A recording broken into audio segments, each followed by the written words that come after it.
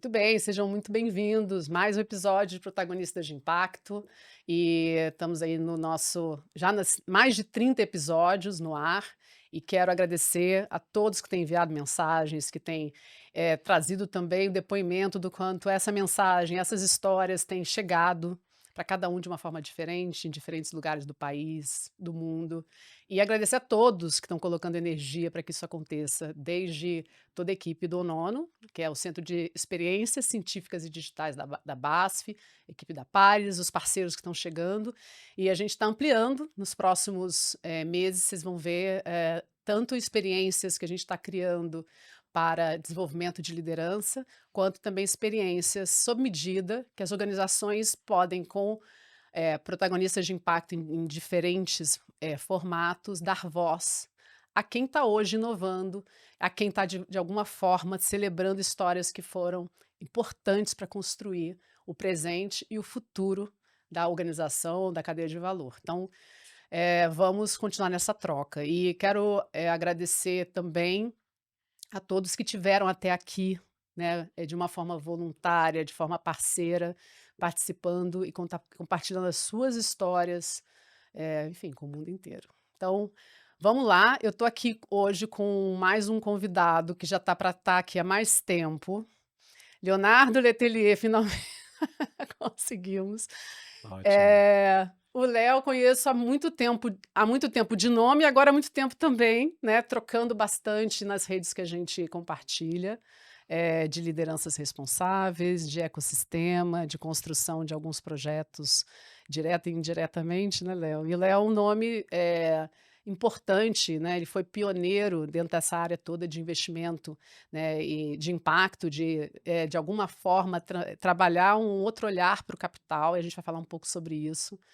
E tem uma história de vida super rica para compartilhar com vocês. E como eu tenho falado em alguns episódios, né, em depoimentos na rede, a gente tem aqui a riqueza de trazer personas.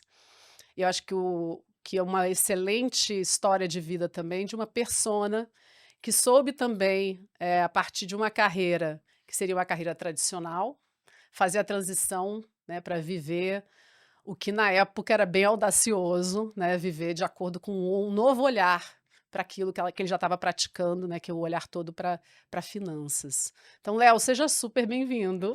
Obrigado, obrigado pelo convite. Uma honra estar aqui com você e com a sua audiência. Obrigada. Ô, Léo, vamos começar por onde? Falar um pouco da sua história. Como é que você gostaria de se apresentar?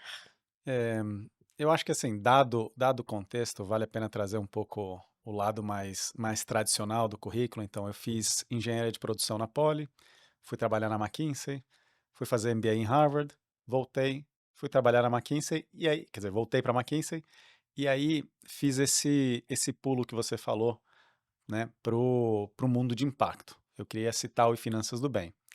E isso faz mais de 15 anos, quando na época ninguém falava de propósito. Na verdade, o que me levou, quando as pessoas perguntam, né, hoje, o que te levou a criar Cital? É fácil responder propósito. Sim. Na época, eu respondia que estava doendo um lado aqui esquerdo, que eu não sabia exatamente o que era.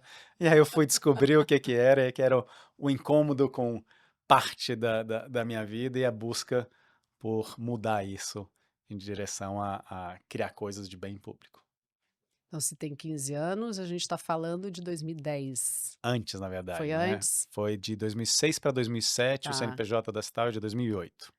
Eu estou aqui acompanhando, outras histórias que já tiveram aqui, que a gente acompanha. Foi um momento de ainda bem pioneiro nessa pauta, né, no O Brasil. o termo investimento de impacto não existia nem no Brasil nem no mundo. O termo investimento de impacto foi criado no acho que agosto, setembro de 2007. Então Ah, eu criei a Cital e antes do próprio termo existir. ainda era do bem, né? Finanças do bem. Na verdade, na época nem era do bem, Não, né. era Era Cital e Capital, Disciplina e Aconselhamento para Impacto, Social. olha, Olha, terrível, né, obviamente escrito por um engenheiro e não. não por um marqueteiro, né. Aqui é a própria pessoa que escreveu o tagline na época. Mas a lógica de investir, ou no caso emprestar, era o nosso foco, continua sendo até hoje, com expectativa, ou melhor, com objetivo de impacto socioambiental positivo e expectativa de retorno, que é a definição de investimento de impacto, isso era o que a gente já começava a fazer. Tá. E só deram, digamos, esse nome de mais bonito, né, e que pegou, depois, em agosto, setembro, foi numa reunião na Itália, conduzida pela Fundação Rockefeller, e eu só fiquei sabendo porque eu conheci uma das pessoas que estava lá. E aí ele falou: "Ah, não, porque foi nessas", eu falei: "Cara, então isso foi depois da história". Ele falou: "É, então, né, mais pioneiro que o termo". E teve algum artigo, alguma conversa na sua experiência em Harvard ou na sua experiência na McKinsey que, de alguma forma, aquela conversa te virou a chave que você precisava olhar para isso? Eh, Ou foi um processo gradativo? foi mais um processo gradativo. O que teve foi uma experiência de voluntariado com uma empreendedora social fantástica que chama Vera Cordeiro, que Nossa. dirige uma organização que hoje chama Instituto Dara, Uhum. super premiada, reconhecida, tem uma metodologia ela fala de criar pobres, né. Na verdade é tirar pessoas da miséria e levar Olha, elas, para uma vida um pouco mais digna, digamos assim. Eh E trabalhando com ela foi justamente nesse voluntariado, foi justamente que eu descobri e entendi que tinham pessoas que estavam, enfocando a sua vida para criar um mundo melhor para todo mundo, né. Então esse lugar do foco no benefício privado, no benefício público, na época eu não colocava assim, mas foi ali que eu comecei a hum, perceber isso. Mas não foi imediato, falar: "Ah, então é isso que eu quero fazer". imagino. Essa experiência foi em 99, por aí. Tá. E depois disso eu fui para o MBA, depois disso eu voltei, trabalhei mais 5, 6 anos, então 2006, 2007, quando eu estava criando e tal, foi aí que s essa semente, digamos assim, brotou dali. Mas não foi uma frase, algo que alguém falou, foi essa vivência de uma outra realidade e que em algum momento eu falei assim: "Cara, eu posso ajudar essas pessoas com as minhas habilidades. Então eu posso ajudar", como eu falei, como eu imaginava que com o que eu sabia fazer, que é gestão em finanças, não ia, digamos assim, resolver problemas socioambientais, então deixa eu usar essas habilidades para ajudar quem está resolvendo esses problemas, quem está dedicando sua vida a resolver esses problemas. Só demorou uns 5 anos para fazer Não, tudo bem. essa conexão. Cada um no seu processo. E você tinha alguém que te inspirava na época que fazia algo, em relação a olhar para finanças de uma outra Não. dimensão, numa outra Não, perspectiva? não, mas eu também não procurava por isso. Não, né? Possivelmente existia gente no mundo, mas eu estava eh, muito enfocado na trilha tradicional de carreira. Então você faz engenharia numa boa Imagino. escola, vai trabalhar numa consultoria de gestão, vai fazer MBA em Harvard, né, então vai lá acumulando carimbos, selos, né, estrelinhas no mundo corporativo tradicional, e não estava muito olhando para fora. O voluntariado foi uma coisa que eu fiz, não era uma prática que eu tinha, né, então fiz meio que para experimentar, para ver o que que era, e foi ali que plantaram algumas sementes. E aí só uma curiosidade antes da gente começar, a falar um pouquinho das histórias também, né, da própria Citaui. A minha memória quando eu fiz essa transição de ir para o terceiro setor, quando eu estava numa carreira executiva, é que algumas pessoas olhavam de uma forma muito estranha para mim. Assim, até eu cheguei a ouvir a pergunta: "Mas Alda, você está pagando alguma promessa?" Tipo assim: "Tá tudo bem com você? Tá tudo bem com a família?" Você viveu alguma experiência nesse sentido, de alguém te perguntar assim: "Léo, mas é isso mesmo?" Não te pagando promessa, mas as pessoas perguntavam se eu sabia o que que eu estava fazendo, se eu não estava louco, Tá. né, é bem comum. Inclusive, uma das pessoas com quem eu tinha feito um projeto, que era um diretor do Museu de Arte Moderna de São Paulo, a gente fez um projeto turnaround lá na época ainda na época da McKinsey, quando eu falei que eu ia fazer essa migração, ele falou: "Não, não faz isso não. Trabalha no mundo corporativo, ganha dinheiro, fica tranquilo e depois você vai". E aí essa lógica que um amigo meu apelida da lógica do estilingue, que você dá alguns passos para Boa. trás, para depois catapultar para frente, nunca fez muito sentido, É uma boa metáfora, né, gostei. porque não tem garantia que você vai chegar lá na frente, Não. a borracha do estilingue pode, né, se romper e você vai ficar ali onde você estava. É. E no final das contas, a minha impressão é que a vida é uma só, então você tem que viver aquilo que que te completa, que é a sua verdade, né. E no momento em que caiu essa ficha, se você quiser, para mim, aquela passou a ser a minha verdade. Então já era muito difícil fazer outra coisa, sem sentir que estava me violentando de certa forma. Perfeito. Óbvio que de onde eu estava, e continuo, é muito mais fácil falar isso e fazer isso. Homem, branco, hétero, cis, com todos esses carimbos no currículo, né? Mega carimbos, é. Então, assim, o downside era muito baixo de qualquer forma, Sim. Você né? podia ir e qualquer coisa voltar e continuar, porque você ia ter empregabilidade, né. A pior coisa que poderia Uhum. acontecer é que eu ia ter uma excelente experiência no meu currículo. Esse era o pior cenário. Boa, verdade. Uma Então, perspectiva de risco. é, E Léo, você mora, no Rio de Janeiro, que eu sei. Me fala um pouquinho de você. Você está há quanto tempo no Brasil? eu tô no Brasil há mais de 40 anos, vamos colocar assim. Quer dizer, brasileiro mesmo. Não, para ser brasileiro eu tinha que jogar melhor futebol e tinha que sambar um pouco. Mas não, né? Eu moro no Brasil. Eu nasci no Chile e moro no Brasil, é assim que eu me apresento. Tá. Você é pai? Eu sou pai da Clara, a Clara tem 11 anos. A Clara é terrível, porque ela tem um senso de humor igual ao meu. E Posso imaginar. aí você imagina, o problema Clara, você sabe que você é um presente para o seu pai em muitos sentidos, você vai descobrir ao longo da vida. e aí você imagina uma menina de 11 anos com senso de humor de um homem de 40 e tantos anos. Maravilhosa. É engraçadíssimo. E sou casado com a Lucimara, Que que, também é traba maravilhosa. que também é Eu maravilhosa. sigo algumas coisas que ela coloca na rede. Eu brinco que eu não apresento ela para as outras pessoas, porque senão eles vão ficar só amigos dela e não amigos meus, então eu fico, né, ela tá Casal sensacional. Um beijo para a família toda também. Eh, então, o que que você hoje, olhando para esse retrovisor, né, tenho certeza que não caberia num podcast as boas histórias, mas que você pudesse pensar 2 histórias, 1 ou 2 histórias que você queira contar, sobre o que você construiu, que você tem muito orgulho, ou que se viveu e que te trouxe um aprendizado muito relevante para a tua caminhada. Então, vou trazer histórias já da época da Cital, porque a Cital já tem um bom pedaço no passado, espero que tenha um bom pedaço no futuro também, mas tem um bom pedaço dela no passado. Eh, os primeiros 2 anos da Cital, apesar da gente estar nesse mundo de investimento de impacto, basicamente a gente fazia consultoria, que era o que pagava as contas, né. E aí eu falei: "Cara, se eu continuar fazendo isso, Uhum. eu vou criar uma empresa de consultoria, entre negócios, finanças e impacto social". E não é isso que eu quero fazer. Eu já tinha trabalhado em consultoria. Então eu não saí da McKinsey para criar uma consultoria nesse espaço.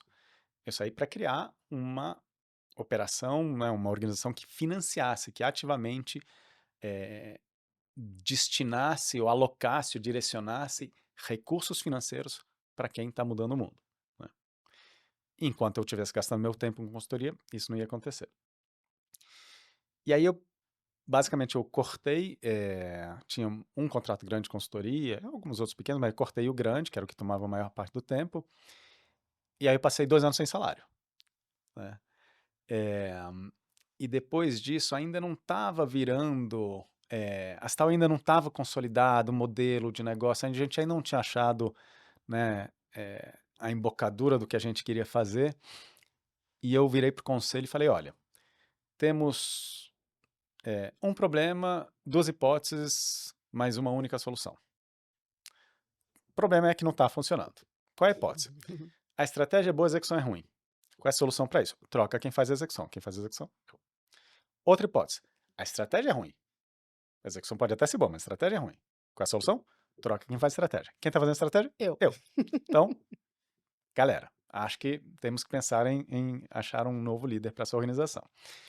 E na, na própria reunião, de certa forma, que ficou decidido assim, cara, vamos dar mais 6 meses para ver se a gente acha um caminho, né? Mas já vai pensando em qual é o plano B, né? O plano B para mim sempre foi pegar as nossas ideias, o pouco que a gente tinha construído até aquele momento e integrar isso com outra organização. Então deixar como legado, esse tal, né? Pararia de existir, mas Que é até um caminho também, é, sempre e a é. outra organização Uhum. continua fazendo tudo que ela está fazendo e eventualmente absorver alguma das coisas que a gente tinha deixado como legado, né? Eu tinha olhado algumas organizações, etc. Na época, Artemisia era a que fazia mais sentido. Só que enquanto a gente fazia isso, a gente foi procurado pela USAID, né, que é o braço de cooperação internacional, Sim. era, né, tá desaparecendo, o braço de cooperação internacional do governo americano.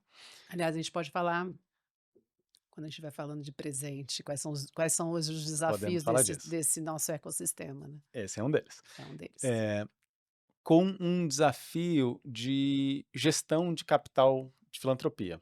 Porque eu tinha chegado para eles e falado assim: "Olha, você não quer apoiar um empréstimo da Cital? Você faz uma doação, a gente empresta, quando o dinheiro voltar, empresta de novo, e de novo, de novo, de novo, então a sua doação ela é multiplicada, seu impacto é multiplicado, ó".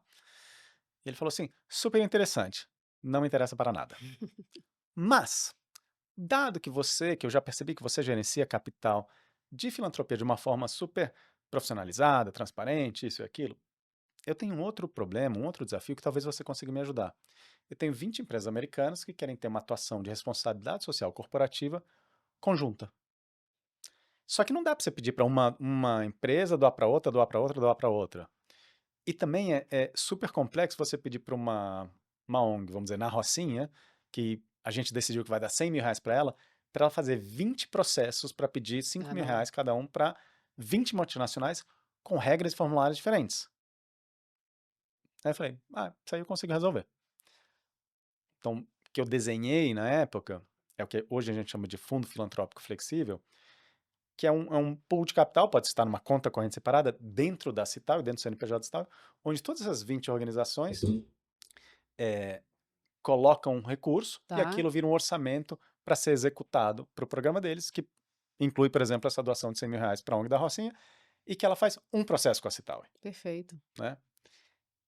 E aí a gente começou a expandir esse modelo depois ao longo do tempo. Hoje isso é uma parte muito importante do que a gente faz.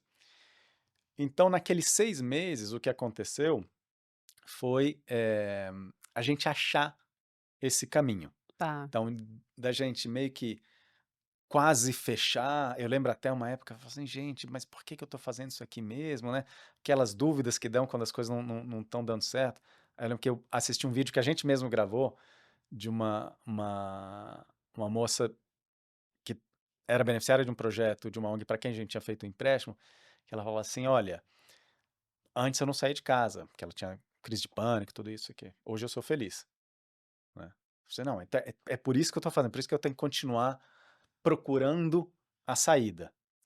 E aí a saída apareceu nessa conversa Tá, com essa pessoa da USAID, e aí que acabou criando um produto novo dentro da Cital e que virou uma área dentro da Cital que hoje é a maior área da Cital. E isso, de certa forma, foi acontecendo em vários momentos. A gente foi criando novos produtos. Então, perfeito. essa é uma história E aí. aí só para De, destacar, que eu gosto muito de fazer também esse lugar mais, também didático do processo, então a gente está falando, assim, tanto de você ter escutado uma demanda, né, e também de você ter ampliado a proposta de valor, né, que não é só, de alguma forma, você está gerando impacto na ponta, você está gerando também o que é valor para quem está no processo todo de pensar como é que eu destino, como é que eu mensuro, como é que eu, de alguma forma, faço uma gestão de uma forma transparente com accountability, etcétera. Isso tem que ter, isso é muito valor, né.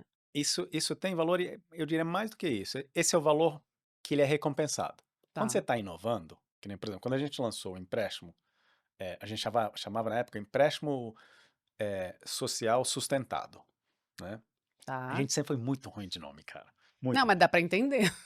Pois é, pelo O menos isso. famoso "dá para entender", meio passar a mão na cabeça, né, tipo É, assim: "É, dá para entender". eu tenho outra história depois para outros dias dos dilemas de marketing. Eh, que era a história do investimento de impacto. Eu brinco que a gente não estava à frente do nosso tempo, a gente estava, tipo, 2 horizontes à frente do nosso tempo. Perfeito, é. Essa história só começou a virar mainstream, assim, 15 anos, 10, 15 anos depois que a gente começou. Eh, então, assim, durante 10 anos a gente ralou, porque a gente estava meio que remando contra o mercado. Não era exatamente contra, porque não é que o mercado não queria isso, mas o mercado nem não ligava, não sabia o que que era. Porque eu tirei isso da minha cabeça na época. Tá bom, Tenho né, certeza tinha disso. tinha várias referências, etc, etc, mas É, eu fiz esse desenho lá e estava colocando aqui no Brasil, na época não se falava disso. O outro não, o outro nasce da demanda do mercado, né. Então, quando você está muito à frente, você está tentando ensinar o mercado, ou você tem um tempo infinito, ou você tem muito dinheiro, ou um dos dois, ou você vai ralar muito, Vai. que foi o nosso caso, né? Até chegar o momento que as pessoas falam, entendi, é isso que você faz, né? E aí isso começa a andar numa velocidade um pouco mais razoável, né? A implicação que tem é que hoje a gente tem um mix de propostas de valor, se você quiser, de produtos ou de atuações, Uhum. que algumas delas são muito mais inovadoras e que eu já sei que esse negócio, né, não vai escalar, crescer, né, se pagar super rápido, pelo menos, e outras são muito mais caras de mercado. E essas eu tenho que botar preço, tem que ter margem para que o conjunto das coisas faça sentido. Com o portfólio como todo. Exatamente. Perfeito. Quer contar mais uma história? Ela já está implícita nesse. Se a gente. Quero muito saber onde você está colocando energia hoje. Eu até tinha uma outra história para contar, mas esqueci. Do passado. Qualquer coisa você pode voltar. A gente Tá não, bom, a gente a gente edita. vai e volta. Nem Tá precisa bom. editar. A gente vai e volta. É uma conversa mesmo. Que eu tô fazendo no presente?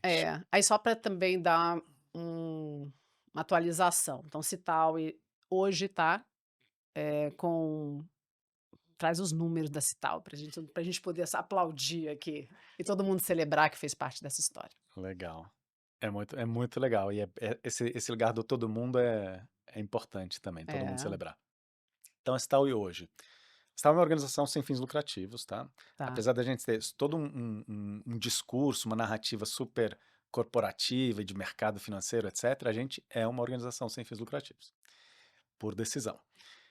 A gente já mobilizou no Brasil 540 milhões de reais, mais ou menos. Então, passamos do meio Muito bi bom. em direção ao bi. Hoje tem 70 pessoas, todo mundo CLT. A gente tem, dentro desses 500 e tantos milhões, a gente já beneficiou mais de 3 mil organizações, projetos, iniciativas no Brasil inteiro. Uau. Mais ou menos metade disso, tanto de volume de recurso quanto de organizações na época da Covid.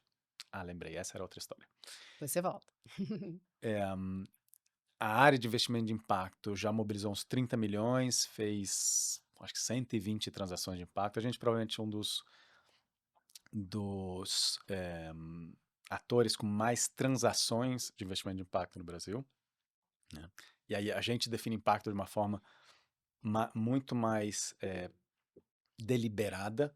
Então, não é um pequeno negócio que gera renda, etc. Não que não tenha impacto aí, porque Tá. até porque tudo que a gente faz tem impacto, mas é que ele não é criado para gerar impacto. Não é uma organização que foi criada para resolver um problema social. É uma padaria que faz uma coisa fantástica, todo mundo, né, precisa de pão, mas ela foi criada para ganhar dinheiro vendendo pão, né? Então, a gente provavelmente é dos investidores mais assíduos em termos de número de transações, não em termos de volume, que obviamente tem transações muito maiores. E, em conjunto, essas 3 mil e tantas projetos, iniciativas, empresas, organizações que a gente Uhum. apoiou, eles beneficiaram 14 milhões de pessoas e ajudaram a proteger 5 milhões de hectares na Amazônia. Então, Incrível, é. esse é o monstrinho que a gente criou há 18, 16 anos atrás, sei lá.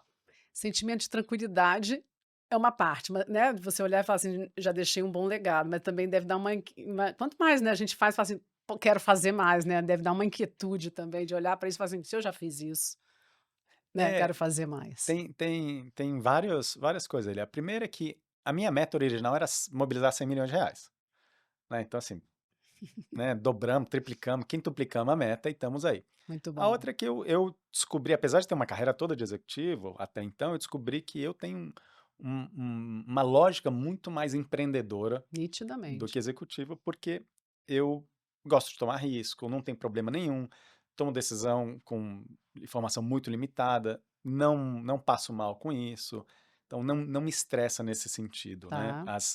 As agruras normais, né? Então, faz sentido que eu olhe para isso de um lado, como você falou, que bom, né? Já, né, atingi minha meta original, passei, não sei o quê. E do outro lado, assim, sempre pode melhorar, sempre É. pode melhorar, sempre Uhum. pode melhorar. E outra uma coisa que a minha esposa diz, ela disse uma vez só e eu nunca esqueci, quando eu comecei a me achar muito, por conta disso, por conta da Cital, ela falou assim, deixa eu ver se eu entendi.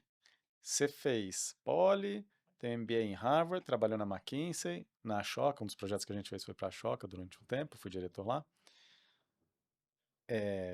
Isso aí que você fez não é mais do que esperado para alguém com essa formação, esse currículo, não sei o quê. E eu uso isso até hoje, porque é muito fácil, né, se encantar com, né, tudo que a gente faz, porque o que a gente faz é muito legal, É muito legal e é né? muito relevante, né? E então eu É, tenho que esse meu anjinho aqui falando assim, né, é muito não sobe nas importante. tamancas não. É. Mas aí lembrei então da outra história, né? Covid. Covid. Bateu o Covid, todo mundo, né? Todos os empresários falam assim, ai meu Deus, o que que eu faço? Como é que eu me protejo? Né? Que pode ser desde proteger o meu negócio, até proteger também meus empregados aqui, né? O pessoal, né? Eu tô empregando gente, esse pessoal talvez não tenha, eu tenho que demitir todo mundo amanhã porque fechou o mercado de tudo. Ninguém sabia o que ia acontecer. Não. Eu entrei nesse lugar e aí o governo tinha lançado uma linha que você podia diminuir 25% do salário das pessoas, diminuindo 25% do tempo, tinha tudo isso. Lembro. E eu falei, cara, talvez a gente vá para aí, mas eu me sentia mal, mal. Eu falava assim, não é para isso que eu vim.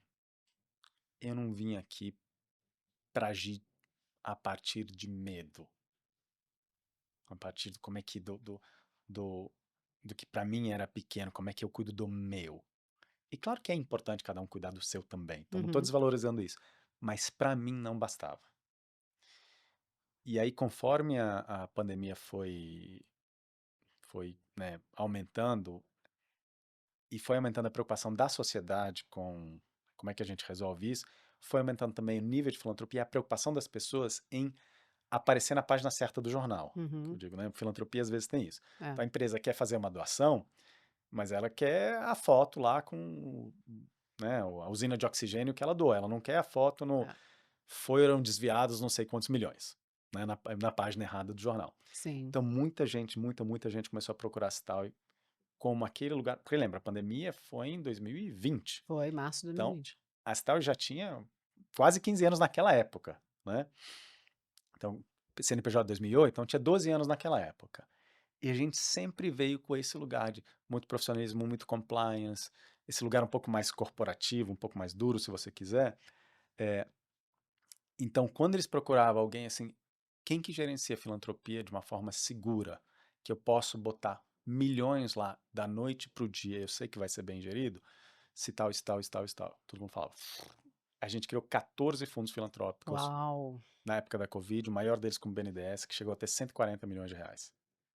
Que incrível, Léo. E aí, E de, tudo isso vocês aprendendo a lidar com, né, a própria acolhida dos colaboradores, né? Tipo assim, ó, agora vão vir mais 140 milhões, e ao mesmo tempo estão lá, todo mundo colapsando a família, eu colapsando não sei tudo, se a gente estava aprendendo, estava lidando. né? Lidando, entrou Tava no todo modo, mundo, né? né, no modo gincana que eu brinco, né? Assim, modo gincana, agora 1 quilo de arroz, agora todo mundo corre para arroz. Mais ou menos isso. Então, É, e eu lembro, assim, dormia pouco, muito, né? Muita intensidade em tudo que fazia. muito. A Clara Home, né, fazendo aquela aula da internet, que um Ela horror, foi alfabetizada na né? pandemia? Não, ela já, por sorte, ela já tinha Ah, sido ela é um pouquinho mais alfabetizada. velha. Meu foi na pandemia, foi Nossa, uma experiência traumática. imagino, Mas enfim, né? volta pro Léo. Isso aqui Aí vale um episódio. a gente volta para essa depois. Aí, quando, então assim, começou a acontecer isso, e aí começou a ficar claro o que que a gente veio aqui fazer. Então, aqueles últimos 12 anos, a gente estava, sem saber, estava se preparando para esse momento. Tá, Então, a gente tinha mobilizado 15 milhões de reais em 2019, a gente mobilizou 135 milhões de reais em que 2020, incrível. Nossa. né? E a E, capacidade de você adequar uma operação para esse tamanho no meio de um contexto de caos, de e a crise. gente, então, assim, a gente já tinha escritório em dois lugares, então, de certa forma, já tinha toda a infra para o remoto, né? Mas da noite para o dia a gente virou tudo, então, aí eu me achei nesse lugar. Assim, é para isso aqui, hum, a gente veio para ajudar, a gente não veio para se defender, né? Então, essa era a segunda história. Adorei. Não, e mostrou posicionamento também, assim, nesses momentos de crise, eu até busco, quando eu faço tem uma aula que eu dou em relação ao espírito do nosso tempo, em que a gente fala sobre a ressignificação das relações humanas. E aí eu uso um dado do Edelman Trust Barometer, né, para falar assim, como é que tá a confiança das pessoas nas instituições, eu busco dados exatamente de 2021. Por quê? Porque é na crise que a gente vê a coerência. É na crise que a gente vê, assim, em quem que as pessoas realmente confiam, né, e que você está trazendo, assim, você construiu um lastro, né, de confiança, né, de entrega, que quando a coisa apertou, e eu tenho certeza que também o próprio time percebeu isso também, né, no que você está relatando. O que que hoje, Léo, agora estamos em 2025, né, as perguntas, que estão vivas nesse ecossistema também estão mudando, né, tenho certeza que tem um número de atores, eh, muito mais enfim, muito mais relevante, né, versus, né, 5 anos atrás, 15, 10 anos atrás, quiçá lá no início. Então, o que que você está hoje olhando para esse ecossistema? O que que você está vendo nesse ecossistema e onde você está colocando energia? Se você quiser também já adiantar, porque tem gente que também, não é no no podcast, assim, tem gente que gosta de falar do presente também falando de o que que você está construindo. Mas só para você saber que a gente vai falar também sobre o que você tá que você quer Não, celebrar lá na frente. eu sou bem organizadinho. Agora vamos falar do presente, Vamos então. falar do presente, então vamos. Então, eu tinha falado da abrangência do que a Star faz nesses grandes números, mas acho que é importante que as pessoas entendam também como a gente está organizado, porque a pergunta sobre ecossistema ela não é trivial no nosso caso. Então, a Star hoje tem 4 áreas. Tem uma área de investimento de impacto, que é como a gente começou, então aquela lógica original de doa para Cital e que a Cital empresta e quando voltar, né, empresta de novo, de novo, de novo, a gente substituiu por uma plataforma de empréstimo coletivo, né, o tal do crowdlending, onde a gente origina oportunidades de investimento de impacto, Tá, mas o público, qualquer pessoa com conta no Brasil, a partir de R$ 10, investe, na verdade empresta para essas oportunidades e quando eles repagam, o dinheiro volta direto para elas, não passa para a Cital. Então isso é um produto até regulado do Banco Central, chama 3CB, vamos depois podemos falar mais disso, mas essa é uma das áreas da Cital. Aí tem uma outra área, que a gente falou agora, de gestão de filantropia, tá, que a gente gere vários tipos de fundos filantrópicos, flexíveis, rotativos, spend down, né, patrimoniais também, em parceria com a Endowments do Brasil, mas essa lógica de direcionar capital de filantropia para qualquer causa socioambiental no Brasil. tá, E com isso, facilitar esse direcionamento, e com isso você destrava e acelera o fluxo de recursos. A gente tem uma terceira área de finanças de conservação e clima, que de certa forma é um mix dessas outras duas coisas, ou seja, desenhar mecanismos financeiros que incluem um componente relevante de filantropia, focados em conservação e clima. Então tá. pensa num programa de pagamento por serviços ambientais, Uhum. né? Esse tipo de coisa. A gente fez já algumas consultorias de identificação de riscos de biodiversidade, desenho de uma agência de restauração de mata nativa, e aí vai. Aí tem uma quarta área de consultoria, porque, né, afinal de contas, ainda existe um consultor dentro de mim. Não, e não só isso, né, você tem enfim, uma trajetória e tantos aprendizados que são de um enorme valor para quem está, né, tanto numa cadeira executiva quanto empreendedora. É um Né? bom atalho falar com o Leonardo e turma da Citauri, né. Liga já. Liga É, já. tem um quinto produto, que é o câmbio do bem, que ele não mora em nenhuma das áreas anteriores, que ele ilustra bem que a gente fala de finanças do bem. Então, dado o nosso porte, né, médio para grande no Brasil, e a gente só é médio para grande porque quem deveria ser grande não é, que são as fundações corporativas, fundações e institutos corporativos, comparado ao tamanho da mantenedora, normalmente elas são bem pouco relevantes, a gente sempre fechou muito câmbio, né? E com isso, e com o nome de Finanças do Bem, com tagline de Finanças do Bem no nome, a gente sempre procurou e conseguiu melhores e melhores taxas, né, e condições de câmbio. Para você ter uma ideia, uma organização social hoje fecha, a grande maioria deve fechar câmbio no próprio banco onde opera, no banco de varejo onde opera. Uhum. Um Bradesco, Itaú, Banco do Brasil, né, da vida. E esses bancos estão acostumados a cobrar 4% até 5% É só para verdade. fechar câmbio, né?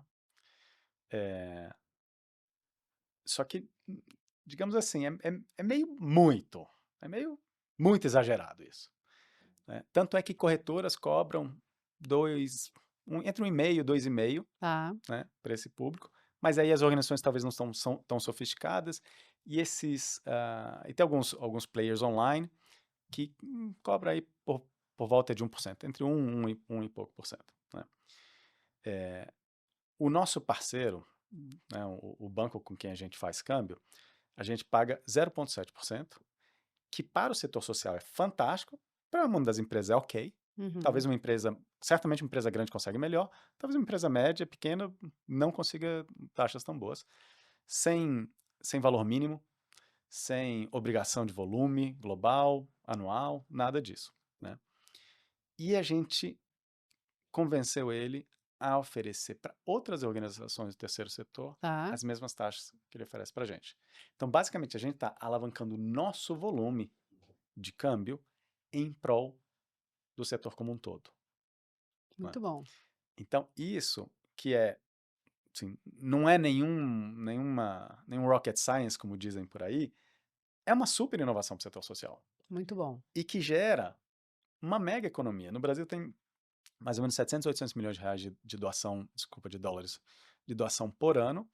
Não dá para saber quanto disso é pessoa por pessoa ou para organizações sociais, mas vamos supor, para fazer a conta simples, seja 500 milhões de reais de doação para ONGs. Se você gerar 4% de economia nesse processo, Claro, você está gerando 20 milhões de claro. dólares por ano, todos os anos, para sempre, para serem investidos no social e ambiental Do no que Brasil. do que importa.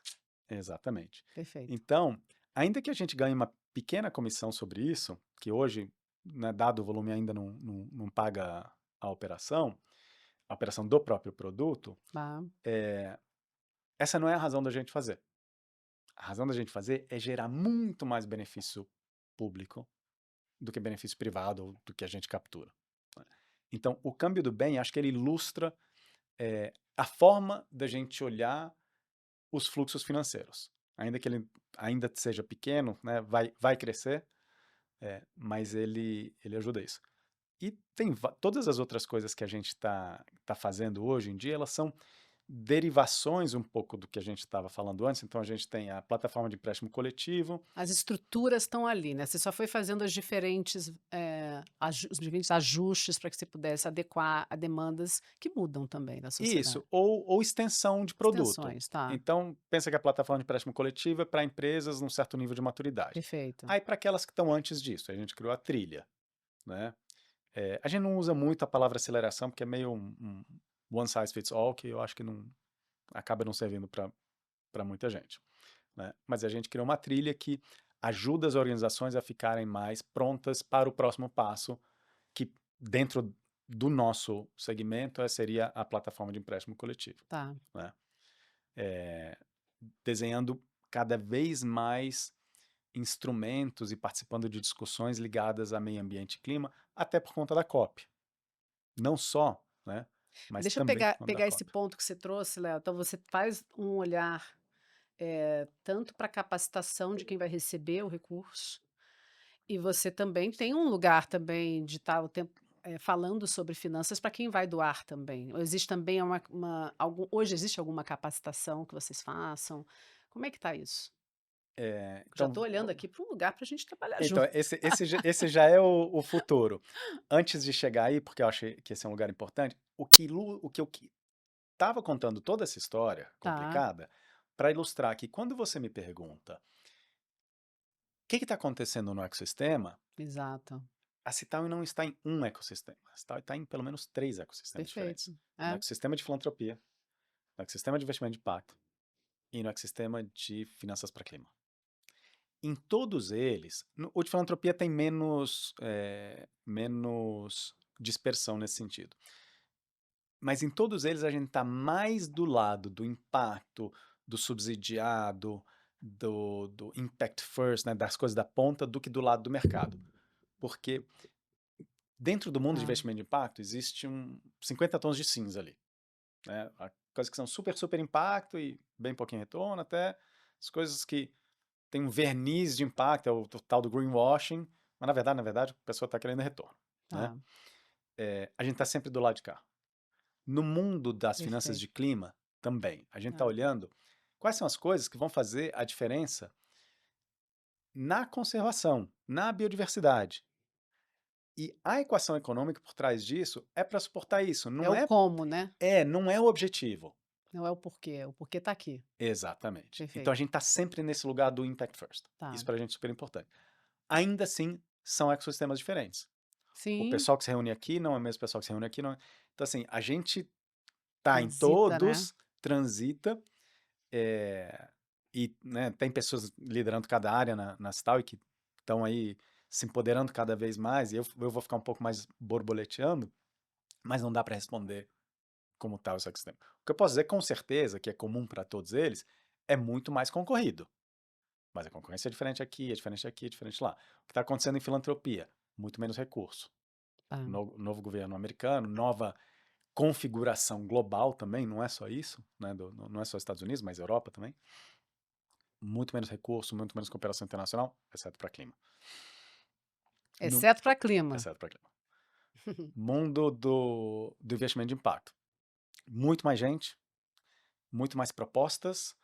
Não necessariamente todas são concorrentes reais, mas todas pelo menos parecem ser, ou parecem ser substitutos, pelo menos na narrativa. Tá. Porque, de novo, a gente é muito impact first. Então a gente quer financiar uma cooperativa de mulheres na Amazônia. Não tá preocupado se vai virar um unicórnio. Não vai virar um unicórnio.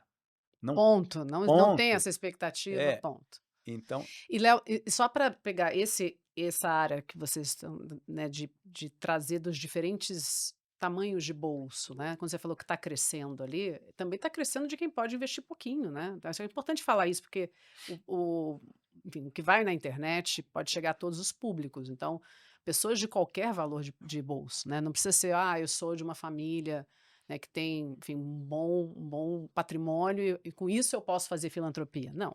Ou posso não, fazer investimento de impacto? Não. não. A partir de R$ 10 você pode entrar na plataforma de empréstimo coletivo. Pode fazer jabá aqui? Claro, www.emprestimocoletivo.com.br isso e aí. você vira um investidor de impacto.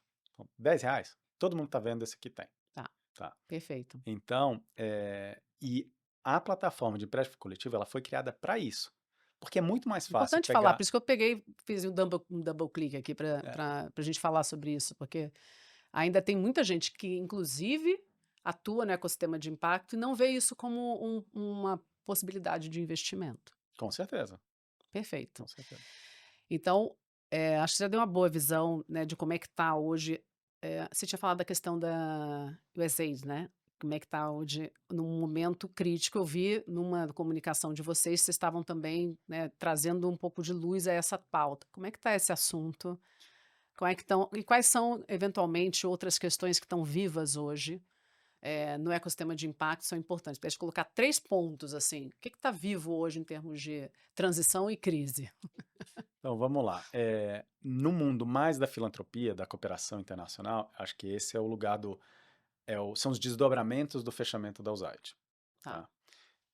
Como eu falei, não é só a USAID fechou. Então a cooperação francesa diminuiu um terço, acho que a holandesa pela metade, nossa, a Inglaterra já diminuiu, falou que vai parar de ser uma doadora global ou algo parecido. Então, assim, o mundo todo está ficando, né, o pêndulo está voltando para o lado do mais conservador, mais fechado, né, cada país olhando para si. Então, de fato, isso é uma coisa com a qual as pessoas e as organizações do mundo de filantropia, especialmente aquelas em temas que eram fortes na cooperação internacional, direitos humanos, migração, refugiados, essas coisas,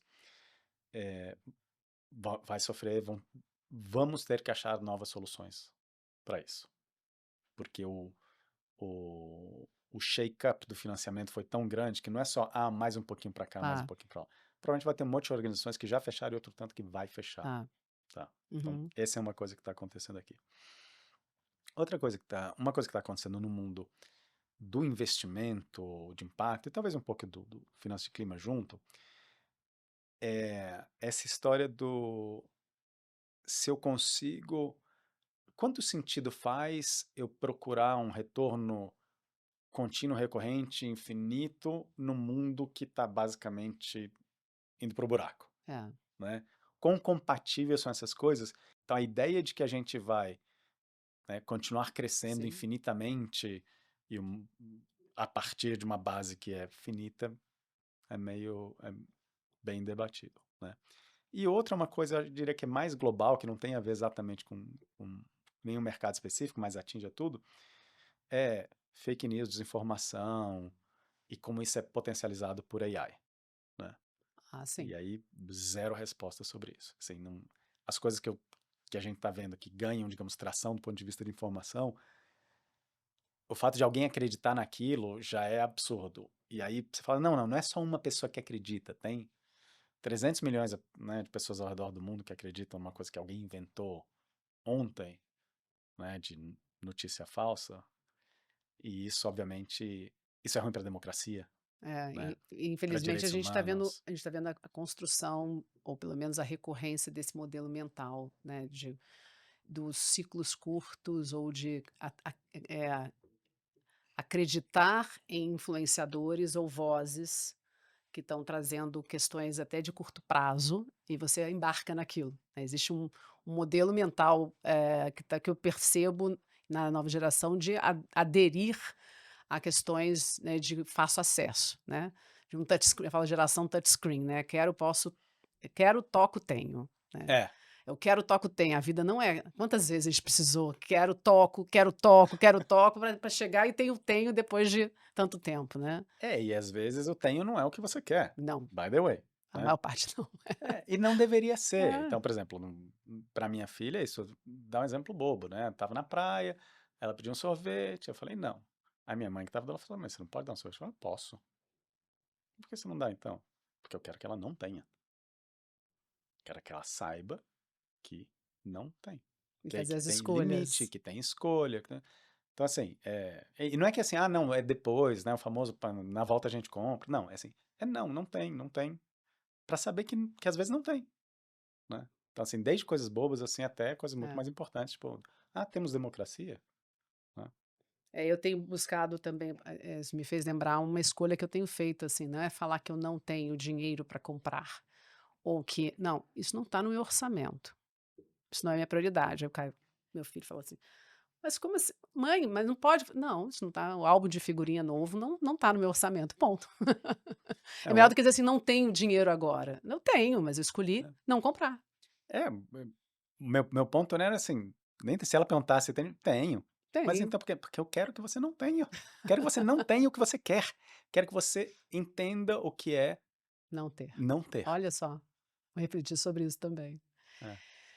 O Léo, e você, sei que você voltou de um tempo fora do Brasil agora, né, que você está numa, enfim, né, reabitando, né, o Brasil. E o que que você quer celebrar? Quando você olha para o futuro e fala: "Cara, tem uma coisa que eu quero celebrar, independente de vários indicadores", que é? Então vamos lá. Acho que um deles não é independente de indicador, que é quando a gente chegar a um bilhão de reais mobilizado. Tá? E isso já me perguntaram de onde vem, e eu acho que vem porque eu cresci na época que eu cresci basicamente treinando para ser Yuppie, né? Ver os filmes que eu via na televisão. Talvez metade das pessoas não sabe o que é Yuppie, depois procura no Google, né? Então, assim, o que que era o que que era definido como sucesso, né? E É, sempre foi muito ligado à escala, né?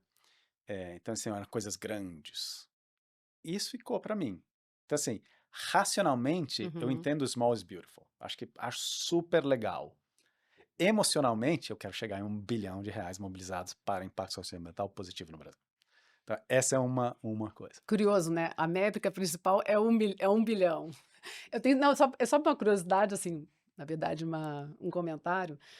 Você não falou a meta de quantos milhões de pessoas você quer impactar. quando você quer chegar de capital. Então, Mas eu tenho certeza que você tem milhões de pessoas para impactar nesse 1 bilhão de mas reais. isso tem uma razão meio tática, porque como o que a gente faz é muito diferente em todas as áreas, quase que a única métrica que ela é Comum, consolidável tá? é capital mobilizado. Totalmente Então, compreensível. cada área vai cada área tem as suas outras métricas também, né, mas cada área tem o líder da sua área lá. Então eles têm que cuidar daquela, eu quero cuidar do global, né. Outra coisa que está no lugar global e que não é exatamente métrica ou tá ligado com isso, é o lugar de pessoas, mas é o lugar de pessoas, assim, eh, influenciadas nesse processo, Tá. né. E aí entra um pouco no que você falou, assim, planos para o futuro. Uma das coisas que a gente quer fazer é desenhar um processo de aconselhamento para gestores de family office, aconselhamento de impacto, filantropia, investimento de impacto, Total. para pessoas que trabalhem em wealth management, private banking, etc. Então, esse é entre aspas, nosso próximo produto, Muito bom. né? E aí, porque sempre, as startups sempre tem uma lógica muito de atacado. Tem algumas coisas, poucas coisas que a gente faz no varejo, por exemplo, a plataforma de empréstimo coletivo é uma delas, mas em geral, a gente está sempre trabalhando com outras organizações. Então, eu nunca falo que a Cital, e por exemplo, você falou o número de pessoas, eu nunca falo que a Cital impactou X milhões de pessoas. A Cital Hum, apoiou 3.000 projetos que que eles, impacta. por sua vez, Assim, impactaram X milhões de pessoas. Porque senão eu estou tomando o protagonismo. protagonismo que não é meu. Perfeito. Então a gente é atacado, a gente não é o varejo. Então, nesse sentido, eu quero influenciar, no caso dos assessores, Uhum. pessoas que estão alocando recursos, Total. né? O protagonismo sempre é de quem está na operação, né, isso eu sempre falo assim, ou na condução do impacto. A gente está, de alguma forma, no lugar de catalisador desse processo, de É, mobilizador dos recursos para isso, né. mas eu acho que tem um perigo também, porque de olhar só desse lado, porque no Brasil, por exemplo, a palavra intermediário é um palavrão. Fala assim, eu sou intermediário. A pessoa já fala assim, nossa, a pessoa vale menos, é uma pessoa do mal. Porque intermediário é alguém do mal, né? Não, intermediário é alguém que conecta duas pontas. O problema não é ser intermediário, o problema é abusar a sua posição de intermediário para explorar a ponta mais fraca ou as pontas mais fracas, É. né? Então, eu falo, né, tem várias formas que eu descrevo esse tal, e uma delas é a gente é um intermediário no mundo de finanças sociais, finanças socioambientais, de impacto, etc, né? E se a gente não dá valor para isso, né, se a gente não dá valor para o atacado e só dá, entre aspas, para o varejo, o arroz não chega É verdade. no Carrefour, que é onde a pessoa vai comprar. Você precisa fazer essa conexão. Cada um tem o seu papel, né? Então, e é importante que cada um entenda até onde vai e como ajudar o outro. Mas eu tenho muita dificuldade de dizer, não, só vale isso aqui. É, e te escutando, para mim me veio o próprio conceito de inovação social. Inovação social é inovação das relações, da forma de conectar os atores, né. Então, cada um dessa cadeia de valor pode ser um inovador e ressignificar um mercado inteiro, né, um ecossistema inteiro, né, de uma nova forma de fazer aquela etapa e também uma nova forma de fazer o processo como um todo, né. Então, por isso que outra forma que a gente descreve esse tal é a gente desenvolve infraestrutura financeira para impacto socioambiental positivo. Tá. Então, esse lugar da infraestrutura, de novo, você constrói a estrada, você não pode dizer que, não, você que ajudou, ou você que é responsável pelo fulano visitar a avó dele, que estava do outro lado. Você construiu a estrada. Mas um monte de coisa legal passa na estrada. Passa a pessoa que queria visitar a avó, passa a ambulância, passa o produtor levando produto para o mercado, passa um monte de coisa. Então, sim, a estrada tem o seu valor. É a sociedade com todos os seus atores. Léo, a gente tem, o nosso quadro, 10 mensagens para o mundo, opiniões que vão para o mundo, e a gente realmente vai fazendo um pingue-pongue. Vamos lá. Uma frase que marcou sua vida ou que te inspira. Vou falar em inglês, depois eu traduzo. Do you wanna make God laugh? Show him your plans. Você quer fazer Deus rir? Mostre-lhe os seus planos. Olha, um livro. Ah, qualquer coisa escrita pelo Keenan Jones. Keenan Jones é um escritor do país de Gales. Fica aí uma dica, um filme ou uma série. Um filme, eh, Inception. Bom, uma liderança pública que te inspira. Liderança pública que me inspira. Gente, aí vamos precisar de mais um tempinho para isso. Tudo a Ah, gente pode voltar também. Às vezes você reconecta com a energia da pessoa ao responder outros pontos aqui. tá bom, vamos seguir. Então, uma pessoa para seguir nas redes. Fábio Deboni, um tapa na cara toda vez que você lê o que Tá ele bom. posta. Um medo. Irrelevância. Ó, um sonho, além de 1 bilhão de reais. Eh, deixar um legado perene. E o que para você é inegociável? Ética. É uma curiosidade, saber praticamente todos que tiveram aqui a questão da ética, a questão da verdade, né, eu diria que 99%. É um erro que você não quer mais cometer?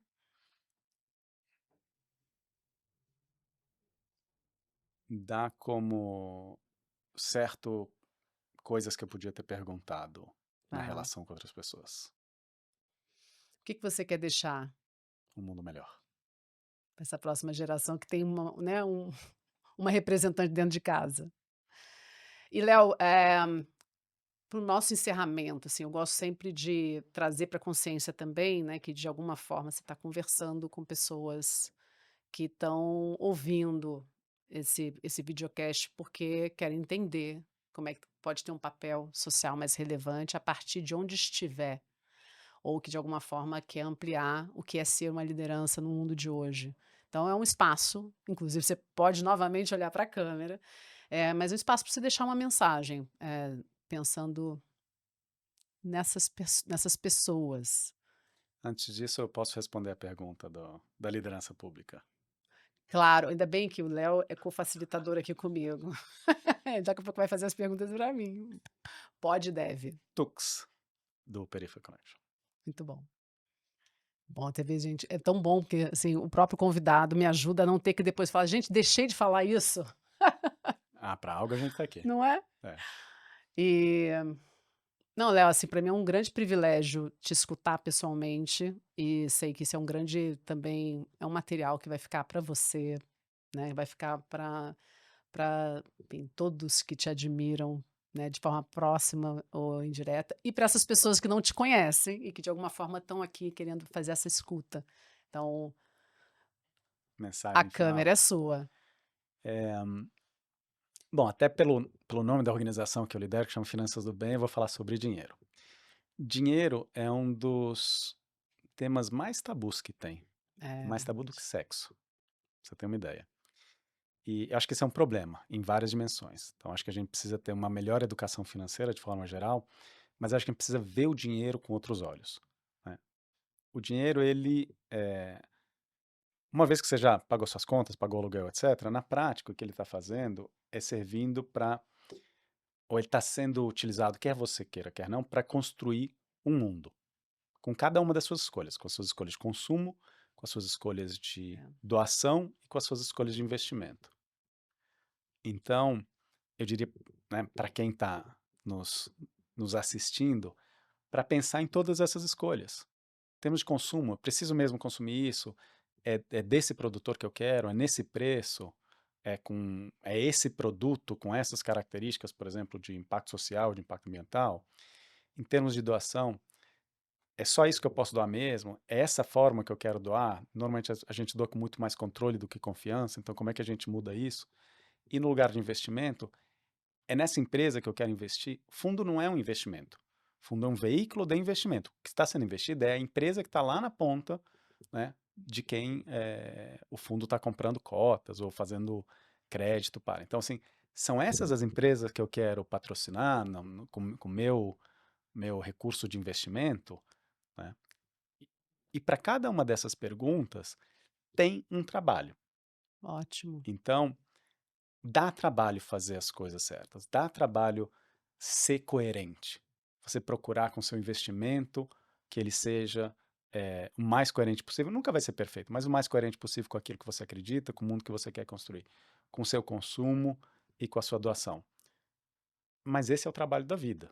A vida não pode ser o que é mais conveniente, não pode ser só como é que é, quero, quero, Quero, toco, tenho. quero, tal que tem. Não é, Não não, é. não vale a pena isso. Não vai levar a gente, não está levando a gente para um lugar bom.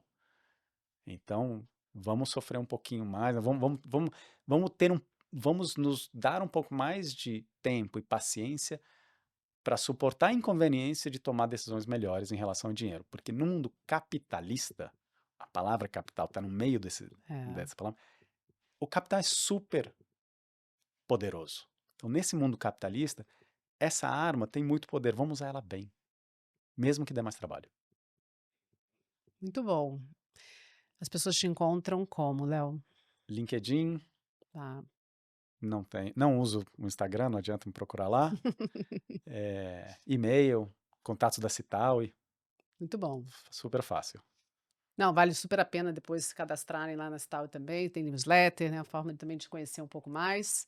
Léo, de verdade, obrigada por a gente estar tendo essa conversa. Os encontros da vida e os reencontros são para poder ver, né, ao É, longo dessa caminhada também, onde está a tua energia, como é que você está a olhar para o futuro.